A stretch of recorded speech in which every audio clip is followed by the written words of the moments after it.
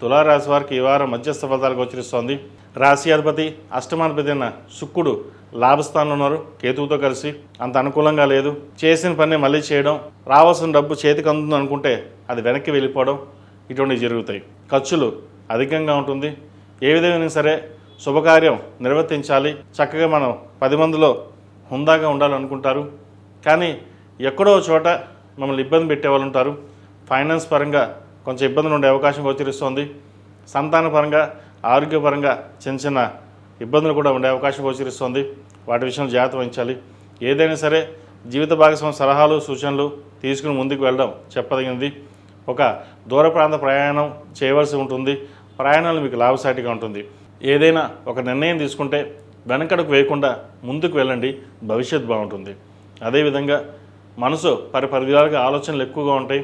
అలా వెళ్తే బాగుంటుందా, ఇలా వెళ్తే బాగుంటుందా, ఏ ఆలోచన అయినా సరే స్థిరమైన నిర్ణయాలు తీసుకుని ముందుకు వెళ్ళాలి.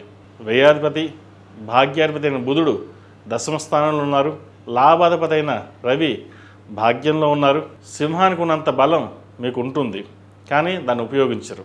ఇంట్లో మటుకి మీరు పులే, వీధిలో మటుకి ఎవరు ఏమనుకుంటారో, ఎలా ఉంటుందా అన్న ఆలోచన ఎక్కువగా ఉంటుంది.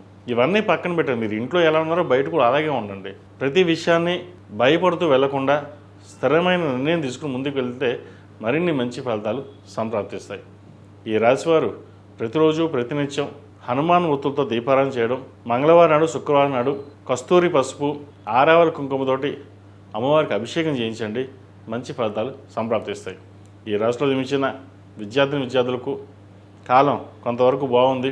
విద్య మీద ఎక్కువ శ్రద్ధ పెట్టడం, ఇతర నావిగేషన్స్కి, సోషల్ మీడియాకి సాధ్యమంతకు దూరంగా ఉండడం, ఫోన్లకు దూరంగా ఉండడం. ఫోనే కదా, మొబైలే కదా, మనం చూస్తే ఏముంటుంది అని అనుకుంటారు. దానివల్ల మీ టైంని ఎంత వృధా చేసుకుంటున్నారో మీకు తెలియకుండా పోతుంది. సాధ్యమైనంత వరకు చదువు మీద కాన్సన్ట్రేషన్ పెట్టుకుంటే భవిష్యత్తు బాగుంటుంది. ఏదైనా సరే మనం ఒక స్థాయిని సంపాదించుకోవాలి అనుకుంటారు, కానీ ఎవరో ఏదో చెప్పడం, దాన్ని డైవర్ట్ అవ్వడం, ఇటువంటివి జరుగుతుంటాయి. వాటి విషయంలో జాగ్రత్త వహించండి. ఈ రాశిలో జన్మించిన స్త్రీలకు ఈ వారం మధ్యస్థ ఫలితాలు గోచరిస్తోంది. వ్యాపారం చక్కగా ఉంటుంది, లాభాలు బాగుంటాయి. కానీ ఏదో తెలియని మనోవేదన ఉంటుంది. అప్పులు ఎలా తీర్చాలి, డబ్బులు వచ్చిన దానికే సరిపోతుంది. కొత్త వ్యాపారం ఎలా ప్రారంభిస్తే బాగుంటుంది, అది నూతనంగా భాగస్వామి వ్యాపారం చేయాలా లేదా సొంతంగా చేసుకుంటే బాగుంటుందా, ఈ పరిపరి ఆలోచన ఉంటుంది. సొంతంగా వ్యాపారం చేసుకోవడం ఉత్తమమైంది. అయితే ప్రస్తుత కాలంలో మనకి ఉన్న వ్యాపారాన్ని రన్ చేసుకోవడం చెప్పదగినది. ఎక్కువ ఇన్వెస్ట్మెంట్ లేకుండా తక్కువ ఇన్వెస్ట్మెంట్ తోటి ముందుకు వెళ్ళండి, మంచి లాభాలు పొందగలుగుతారు. ఈ రాశిలో జన్మించిన వారికి వివాహం సంబంధించిన విషయ వివరాలు చక్కగా ఉన్నాయి. మంచి సంబంధం కుదురుతుంది. అయితే ఈ సంబంధం చేసుకోవాలా వద్దా, ఈ ఆలోచనలు ఎక్కువగా ఉంటాయి. ఏదైనా సరే జాతక పరిశీలన చేసుకుని ముందుకు వెళ్ళండి, మంచి ఫలితాలు సంప్రాప్తిస్తాయి. ఈ రాశిలో జన్మించిన వారికి కలిసి వచ్చే సంఖ్య 7, కలిసి వచ్చే రంగు డార్క్ బ్లూ.